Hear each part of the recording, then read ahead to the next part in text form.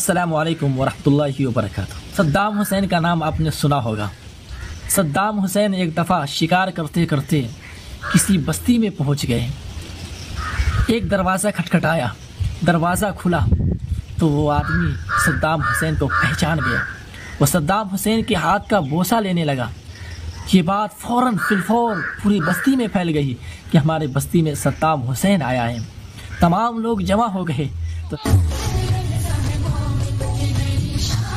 सद्दाम हुसैन ने उनसे पूछा, क्या तुम खुश हो, किसी तरह की तकलीफ़ है?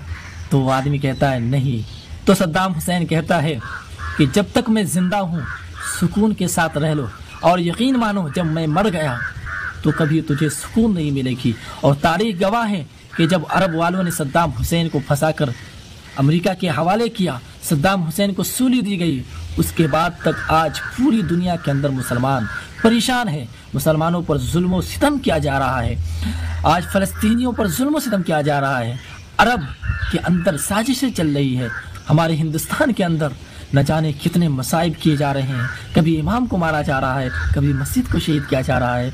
और फ़लस्तीनियों को देखें, कश्मीरियों पर जुल्म किया जा रहा है, गुजरातियों को मारा जा रहा है। मेरे दोस्तों, सद्दाम हुसैन के इस जुमला को याद रखिए और दुआ करते रहिए कि अल्लाह ताला फिर किसी न किसी को सद्दाम हुसैन के रूप में भेज दे, मुसलमानों का कोई मसीहा हो जाए। अल्लाह ताला से दुआ है कि अल्लाह ताला मुसलमानों की हिफाजत फरमाए, हमारे दीन की, हमारे इस्लाम की हिफाजत फरमाए।